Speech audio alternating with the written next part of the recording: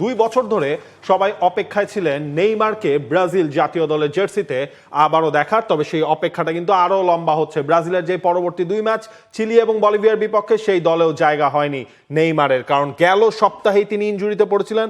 বেশ ধারাবাহিক কিন্তু তিনি ছিলেন, আমরা দেখছিলাম ব্রাজিলিয়ান লিগে তিনি রেগুলার ম্যাচ খেলছেন, সেখানে গোল তিনি পাচ্ছেন। সবাই ধারণা করেছিল নেইমার ব্রাজিল দলের সেপ্টেম্বরের উইন্ডোতে খেলবেন, কিন্তু নেইমারের থাকাটা হলো না। রড্রিগোকে বাদ দেওয়া হয়েছে, ভিনিসিয়াস জুনিয়রকে যে রাখা হবে না সেই ব্যাপারে আমরা আগেই জেনেছিলাম। লুকাস পাকেতা ফিরেছেন ব্রাজিলের এই দলটায়। সবার আগে বোধহয় নেইমার কেন দলে নাই সেই ব্যাখ্যাটা কার্লো আনচেলত্তি কি দিয়েছেন সেটা জানার আগ্রহ আপনার অনেক বেশি থাকার কথা। তার পেছনে তিনি বলছেন যে গত সপ্তাহে নেইমার চোটে পড়েছে, আমাদের সামনে 2টা ম্যাচই প্রতিদ্বন্দ্বিতামূলক হবে, যারা এই ম্যাচগুলো পারফর্ম করতে পারবে আমাদের এমন ফুটবলার দরকার। নেইমারের তো মান যাচাইয়ের দরকার নেই। নেইমার কে এবং কি করতে পারে তা আমরা সবাই জানি। জাতীয় দলের জন্য ও যা করেছে। ওয়ালটন এখন দেশের সীমানা পেরিয়ে পৌঁছে গিয়েছে 50টিরও বেশি দেশে। ওয়ালটন, ঘরে ঘরে বিশ্বজুড়ে। সেই অবস্থায় যেতে হলে তাকে সেরা অবস্থায় পেতে হবে।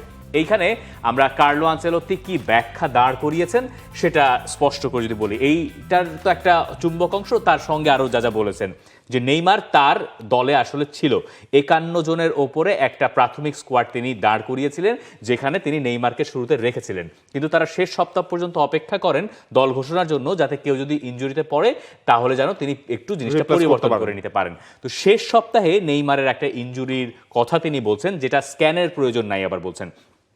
মানে ব্যাপারটা এরকম যে তিনি জানেন তার নেইমারকে প্রয়োজন, তিনি নেইমারকে বরং সুস্থ হওয়ার জন্য আরও যাতে তিনি ঠিকঠাক থাকেন সেই কারণে তাকে নিয়ে ঝুঁকি নেবেন না। এবং এই কারণে তিনি পরের কথাগুলো বলছেন যে আমি তো জানি যে নেইমার কি অফার করতে পারে, নেইমারকে ব্রাজিলের সবাই জানে, বরং তিনি এখন ফোকাস করছেন এমন ফুটবলারদের উপরে যাদেরকে তিনি আরও কাছে নিয়ে দেখতে চান। হ্যাঁ, প্লেয়ারদেরকে আপনি হয়তো ভিডিওতে দেখলে টেকনিক্যাল অ্যাবিলিটি সম্পর্কে একটা ধারণা পাইতে পারেন, কিন্তু সামনাসামনি সেই প্লেয়ারের চরিত্র কেমন, সেই প্লেয়ার কতখানি ডেডিকেটেড, এইসব জিনিস বিচার করবেন। নেইমারের তো এই বিচারটা করার প্রয়োজন নাই, যে কারণে তিনি লুকাস পাকেতাকে দলে ডেকেছেন।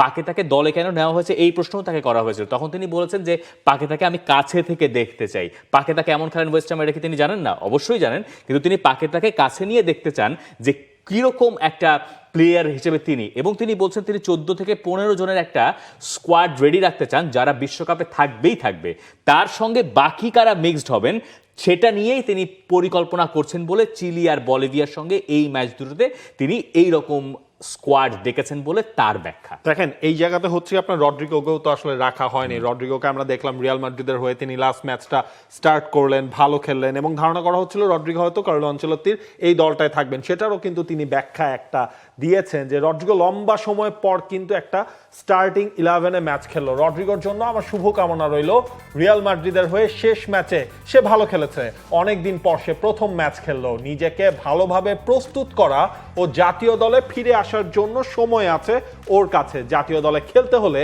শতভাগ প্রস্তুত থাকতে হবে, যেটা জরুরি। এই জায়গায় ওই আপনার খাতা কলমে আরও কিছু সমীকরণ মেলানোর মতো অবস্থানে কার্লো আনচেলত্তি রয়েছেন, কারণ ব্রাজিল অলরেডি কোয়ালিফাই করে গেছে লাতিন আমেরিকা থেকে, যে তারা ওয়ার্ল্ড কাপে খেলতে যাচ্ছে। দেখেন, এই জায়গায় আপনি যদি খেয়াল করেন ব্রাজিলের এই দলটা নিয়ে নতুন মুখ কারা এসেছে বা কারা কারা ফিরেছে, সেই জিনিসটা দেখলেও কিন্তু আসলে ক্লিয়ার হয়ে যাবে। যেমন ডিফেন্সে আপনার দানিলোকে কিন্তু রাখা হয়নি, দানিলোকে সেটা আপনি বলতে পারেন রেস্ট দেওয়া হয়েছে, অথবা আপনি বলতে পারেন তাকে কোনো না কোনো একটা কারণে বাদ দেওয়া হয়েছে। গোলকিপিং পজিশন আলিসন, এডারসন নাই, এটাই হচ্ছে বড় খবর। এডারসন নাই, কারণ এডারসন তো আপনার হচ্ছে ম্যানচেস্টার সিটির হয়ে এই সিজনে খেলছেন না, এবং ব্রাজিল দলে সবসময় ওই সমস্যাটা থাকে, অ্যালিসন নাকি এডারসন। হুগো সৌজা, তাকেও রাখা হয়েছে। ডিফেন্সে Alexsandro Ribeiro, Alexsandro Henrique, Douglas Santos, Bruno, Gabriel Magalhaes, তিনি ফিরেছেন লাস্ট উইন্ডোতে, অর্থাৎ কার্লো আনচেলত্তির প্রথম উইন্ডোতে তিনি ছিলেন না। মার্কিনিয়াস, ভ্যান্ডারসন এবং ওয়েসলে। এইখানে এই দলটার ভেতরে যাদেরকে আপনি খুঁজে পাবেন না, তাদের ভেতরে আছেন আরো ধরেন অগুস্তো, এবং আছেন Pereira, Gerson, Ederson, Antony, Vinicius junior.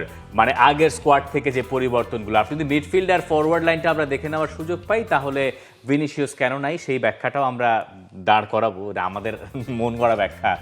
Andre Santos, Bruno Guimaraes, Casemiro, Joelinton, Lucas Paqueta. এটাও আরেকটা ব্যাপার যে কাসেমিরো এই দলে ঢুকে গেছেন। এস্তেভাও চেলসিতে দারুণ শুরু করেছেন। মার্তিনেল্লি, জাও পেদ্রো, কাই হোরহে, Luis Henrique, Matthews Kunia, Manchester ইউনাইটেডের ফুটবলার রাফিনিয়া, রিচার্লিসন। এদের ভেতরে রিচার্লিসন, রাফিনিয়া, কুনিয়া, সবাই ফর্মে আছেন। এস্তেভাও প্রিমিয়ার লিগের একটা ভালো মানে আপনি পেড্রোর আধিপত্য কথাটাও আছে। আসলে আপনি পেড্রো মেনশন করেন নাই, পেড্রোর কথাটাও এখানে বলতে হয়। চেলসির এই ফুটবলার, তিনিও ভালো ফর্মে আছেন, তবে দেখতে হয় জুয়েলিংটনের ইনজুরিটা আসলে কতটুকু লম্বা হয় কিনা এই সেপ্টেম্বর পর্যন্ত, নাকি তার আগেই তিনি ফিট হয়ে যান। এবং ভিনিসিয়াস জুনিয়র যে এই দলটায় থাকবেন না সেটা তো আসলে আমরা বলছিলাম যে আগেই বলা হয়েছিল। প্রথম ম্যাচটা তিনি খেলতে পারবেন না কার্ড নিষেধাজ্ঞার কারণে, চিলির সাথে সেই ম্যাচটা একটা ম্যাচের জন্য তাকে রাখা হয়নি। এইডার মিলিতাওকে রাখা হবে কিনা এটা নিয়ে একটা কোয়েশ্চেন ছিল। এই দলটায় এনরিক, রিয়াল মাদ্রিদের কোনো ফুটবলার কিন্তু নাই, এনরিককে রাখা হয়নি, রড্রিগোকে রাখা হয়নি, ভিনিসিয়াস জুনিয়র এবং এডার মিলিতাও, এই চারজনের কেউই কিন্তু নাই। এডার মিলিতাও না থাকার পেছনে কারণ সম্ভবত যেহেতু তিনি পরপর দুটো এসিএল পার করে এসেছেন এবং কেবলই তিনি ফুল ফ্লেজে খেলা শুরু করেছেন, তাই না? তো এখন তাকে নিয়ে খুব বেশি টানা হেচড়া না করে বরং একটু বিশ্রাম দেওয়া, যে 2 সপ্তাহ ব্রেক পেলেও তো কিছুটা রিকভারির সুযোগ আরেকটু হয়, কারণ অনেক সময় এসিএল থেকে ফিরে এসে আবার একটা ইনজুরিতে পড়ার প্রবণতা তো ফুটবলে থাকেই, সেটা তো একেবারেই সায়েন্টিফিক ইস্যু। তো এই ব্রাজিল দলটার মূল লক্ষ্য থাকবে এই যে 2টো ম্যাচ দিয়ে তাদের বিশ্বকাপ বাছাইয়ের পর্ব খালাস, এরপরে অক্টোবর, নভেম্বর এবং মার্চ, এই যে কয়েকটা উইন্ডো, এই উইন্ডোগুলোতে আমরা সম্ভবত কার্লো আনচেলত্তিকে এই ধরনের এক্সপেরিমেন্টের ভেতর দিয়ে যেতে দেখব। আর যদি আপনি প্রশ্ন করেন যে নেইমারের কি দরজা বন্ধ হয়ে গেল কিনা, দুয়ার বন্ধ হয়ে গেল কিনা, আমি এটা বিশ্বাস করি না। কিন্তু নেইমারকে ফিট থাকতে হবে এবং নেইমারকে ফিট রাখার জন্য ব্রাজিল দলে না ডেকেও যদি তাকে ফিট রাখা যায়, বিশ্বকাপের আগে গিয়ে গরম গরম খেলিয়ে দেওয়ারও যদি সুযোগ থাকে, কার্লো আনচেলত্তি আমার বিশ্বাস সেটা হলেও করবেন। কিন্তু এই ছাড়া তাকে নিয়ে ঝুঁকি নেওয়াটা দেখেন, মানে নেইমারের কপালটা দেখেন, দল ঘোষণা করবেন তার আগেও একটা চোটের মানে ঘটনা ঘটেছে, যেটা হয়তো গুরুতর নয় কিন্তু সেই ঘটনা ঘটেছে। আপনি দেখেন নেইমার তো 5টা না 6টা ম্যাচ টানা সে স্টার্ট করলেন, 90 মিনিটস এর মাঝখানে তিনি খেলেছেন, তখনই ধারণা করা হচ্ছিল যে না, নেইমার এখন একটা ফুল ফিট অবস্থায় তাকে পাওয়া যাবে।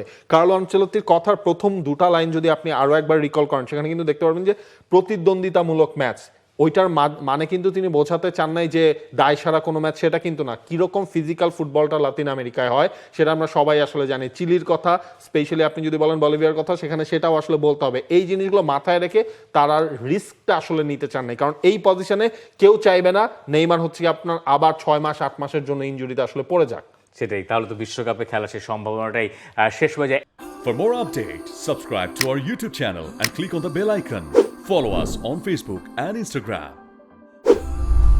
Download T-Sports app to enjoy exciting games and highlights. Visit tsports.com.